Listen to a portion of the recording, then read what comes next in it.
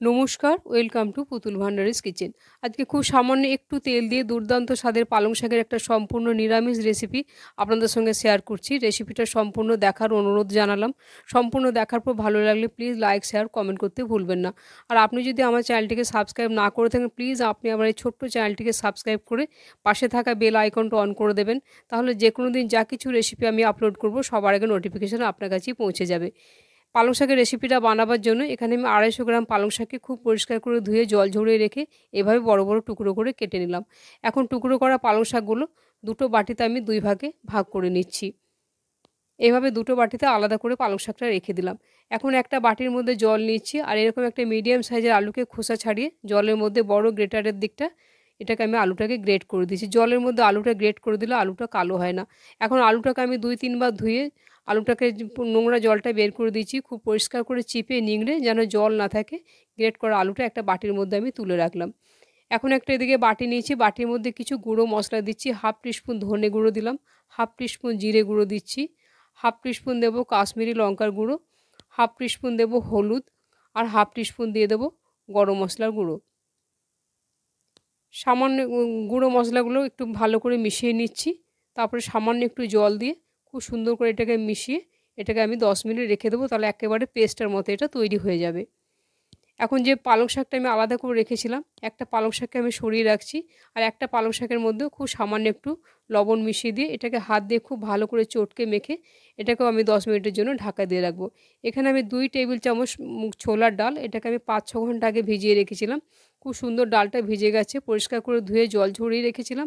একেবারে জল রাখিনি, মিক্সির জারের মধ্যে দিয়ে দিলাম 1/2 ইঞ্চি আদা আর 2টো কাঁচা লঙ্কা। জল ছাড়াই এটাকে বেশ একটু শুকনো মোটা মোটা করে একটা পেস্ট আমি বানিয়ে নেব। এখন আমি মূল রান্নায় যাচ্ছি। কড়াই বসিয়ে দিচ্ছি 1 টেবিল চামচ সর্ষের তেল। আপনারা যে কোনো তেল দিয়ে রান্নাটা করতে পারেন। দিলাম খুব সামান্য একটু গোটা জিরে, একটা তেজপাতা আর 2টো শুকনো লঙ্কা। আর এটা নিরামিষ রান্না, এতে আমি 1/2 টিস্পুন হিং দিয়ে দিচ্ছি।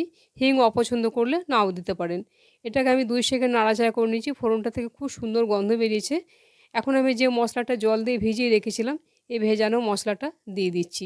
আর এতে একটু বেশি করে জল দিয়ে দিচ্ছি, কারণটা আমি পরে বলছি। গ্যাসের ফ্লেমটা একেবারে কমিয়ে দিচ্ছি আর এতে দিয়ে দিলাম 1/2 টিস্পুন চিনি।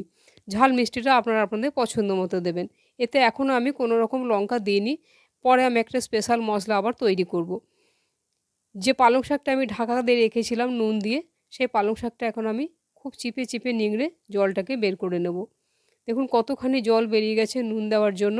তবে এই জলটা আমি ফেলবো না, এই নুন জলটা একটা বাটিতে রেখে দেবো। পালং শাকের জলটা রেসিপিতে আমি ব্যবহার করে নেব। পালং শাকটা যতটা পারবো একদম যেন জল না থাকে এভাবে চিপে নিংড়ে নিয়েছি। এই জলটাকে আমি এখন সরিয়ে রাখছি। এই পালং শাকের মধ্যে আমি দিয়ে দিচ্ছি পেস্ট করা ছোলার ডালটা আর দিয়ে দিচ্ছি গ্রেট করা আলুটা। এগুলোর মধ্যে যেন জল না থাকে, জল থাকলে কিন্তু রেসিপিটা ভালো হবে না। দিয়ে দিলাম পরিমাণ মতো লবণ। পালং শাকের লবণ জলটা বেরিয়ে গেছে সেই বুঝে দিলাম। দিচ্ছি খুব সামান্য একটু হিং আর দিলাম সামান্য একটু হলুদ। এখন হাত দিয়ে এটাকে খুব সুন্দর করে মেখে নিচ্ছি। এটাকে বেশ সুন্দর করে এটাকে মেখে নেবেন। এতে জল না থাকলেই ভালো হবে। ছোলার ডালটা বাটার সময় তার জন্য আমি জল দিইনি। এভাবে এটাকে মেখে আমি এখন রেখে দিলাম।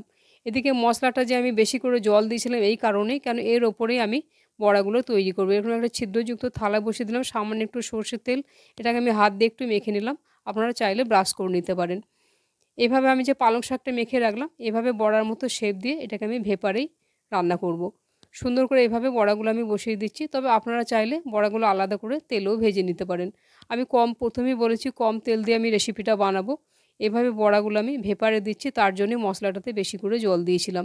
যে কটা আমার বড়া হবে এইভাবে দিয়ে দেবো। আপনারা পছন্দ মতো শেপ দিতে পারেন, লম্বা বলের মতো গোল করতে পারেন বা এইভাবে বড়ার মতো চ্যাপটাও করতে পারেন। এটাকে আমি এখন 5 মিনিটের জন্য ভেপারে ঢাকা দিয়ে দেবো। এদিকে মশলাটাও আমার কষানো হয়ে যাবে। এখন যে স্পেশাল মশলাটা আমি তৈরি করব বলেছিলাম, একটা মিক্সির জারের মধ্যে পালং শাকটা নিলাম, যেটা আলাদা তুলে রেখেছিলাম, দিলাম 1/2 ইঞ্চি আদা আর 4টে কাঁচা লঙ্কা, একটা টমেটো আর বেশ কিছুটা পরিমাণে দিয়ে দেবো ধনেপাতা। সামান্য একটু জল দিয়ে খুব ভালো করে এটাকে মিহি একটা পেস্ট আমি এইভাবে করে নিলাম। এদিকে আমার 5 মিনিট হয়ে গেছে। ঢাকনাটা খুলে আমি দেখে নিচ্ছি যে এগুলো বড়াগুলো আমার ঠিকমতো সেট হয়েছে কি না। বড়াগুলো এখন আমি তুলে একটু আগে ঠান্ডা করে নেব, সঙ্গে সঙ্গে তুলব না। আর মশলাটাও দেখছি কষানো হচ্ছে কিনা। মশলাটা দেখুন খুব সুন্দর কষানো হয়ে গেছে, তেল ছেড়ে দিয়েছে। যে স্পেশাল মশলাটা আমি পালং শাক দিয়ে করলাম সেটা দিয়ে দিলাম, আর পরিমাণ মতো লবণ দিয়ে দিলাম। আর যে পালং শাকের জলটা রেখেছিলাম এটাতেও নুন দেওয়া আছে, এই জলটা আমি এর মধ্যে দিয়ে দিলাম। সমস্ত কিছুটা বেশ সুন্দর করে কষিয়ে নেব। দেখুন মাত্র 1 চামচ তেল দিয়েছি, যখন এরকম তেলটা ভেসে উঠবে তখন বুঝবেন যে মশলাটা কষানো হয়ে গেছে। এখন আমি এতে দিয়ে দিচ্ছি 2 কাপ পরিমাণ গরম জল। খুব বেশি এটাতে জল দেওয়ার দরকার নেই, এটা খুব বেশি ঝোল হবে না, তাই পরিমাণ বুঝে জলটা অ্যাড করে দিলাম। যে বড়াগুলো এখন আমি দিয়েছিলাম ঝোলটা ফুটতে শুরু করেছে, বড়াগুলো দেখুন একটা আমি উঠিয়ে দেখাচ্ছি যে বড়াগুলো কত সুন্দর সেট হয়ে গেছে, থালার গায়ে একটু লেগেও যায়নি, পুরো শক্ত হয়ে গেছে। আপনারা চাইলে এরকম সময় তো তেলে বড়াগুলো ভেজে নিতে পারেন, কিন্তু আমি কম তেলে রেসিপিটা করছি তার জন্য আর তেলে ভাজলাম না। বড়াগুলো এখন এই ফুটন্ত ঝোলের মধ্যে দিয়ে দিচ্ছি, গ্যাসের ফ্লেমটা একটু কমিয়ে রেখেছি। এখন নাড়াচাড়া করব না, এটাকেও আমি 5 মিনিট ঢাকা দিয়ে দেবো। 5 মিনিট পরে একবার ঢাকনাটা খুলে বড়াগুলো একবার উল্টে পাল্টে দেবো। বড়াগুলো আর ভেঙে যাওয়ার কোনো চান্স নেই, খুব সুন্দর এটা সেট হয়ে গেছে, ভেপারে জমে গেছে, প্রত্যেকটা বড়াই গোটা গোটা আছে। এখন নামাবার আগে আমি দিয়ে দেবো, রেসিপিটা আমার হয়ে এসছে, নামাবার আগে আমি দিয়ে দিচ্ছি সামান্য একটু কসুরি মেথি। আপনারা চাইলে ধনেপাতাও দিতে পারেন। গ্যাসের ফ্লেমটা অফ করে দিলাম, রেসিপিটা তৈরি হয়ে গেছে, একটা বাটিতে সার্ভ করে দিলাম।